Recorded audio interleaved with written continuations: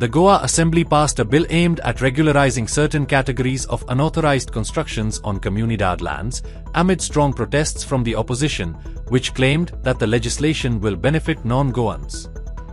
Chief Minister Pramod Sawant clarified that the bill requires the house owner to obtain consent from the Comunidad owners, and without this consent, no house will be regularized.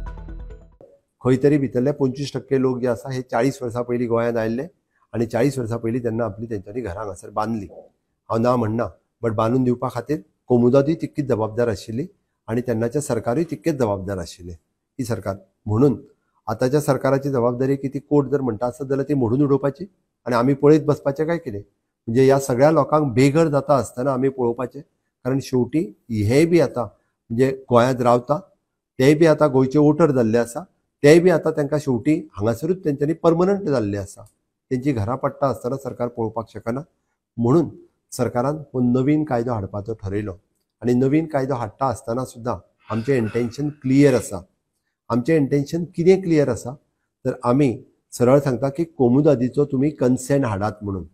कोमुदादीचो consent हाडप गरजेचें आसा. आमच्या एक्टांत clear आसा, without कोमुदाद consent आमी घर कोणाचें रेग्युलरायज करिना. म्हणजेच तांकां परत एकदां कोमुदादी कडेन वचूंकूच जाय. तांच्यांनी ताका एप्लिकेशन दिवपाक हय टायम पिरियड थोडो कमी दिला आसतलो, कारण कोर्टाचे रेस्ट्रिक्शन्स आसल्या कारणान आमकां तें रेग्युलरायज करप गरजेचें आशिल्लें. म्हणून थोडोसो टायम कन्स्ट्रेंट आसतलो. तांकां जर पूर्ण विरोध आसलो जाल्यार तांच्यांनी अमेंडमेंट हेका सजेस्ट केल्लें.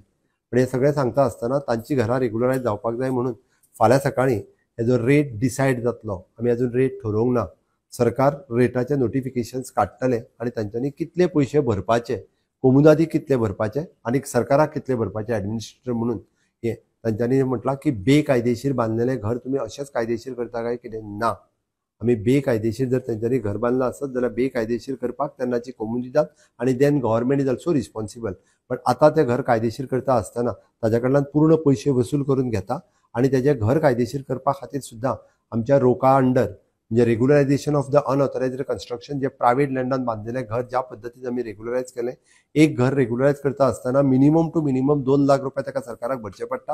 म्हणजे कन्स्ट्रक्शन लायसन्स पासून ऑक्युपन्सी पर्यंत हे सगळे पयशे जे आसा ताच्या कडल्यान वसूल करून घेता आनी मागीरूच जे आसा पळय न्ही तेजें घर रेग्युलरायज करता. आमी फक्त ताका जमीन दिता, ते बी कोमुदादीक पयशे दिवन दिता. सरकाराचो कंपोनंट सरकाराक येतलो, कोमुदादीचो कंपोनंट कोमुदादीक वयतलो आनी ताज्या उपरांत ताका ती जमीन मेळटली. जमीन Like, subscribe and get notified.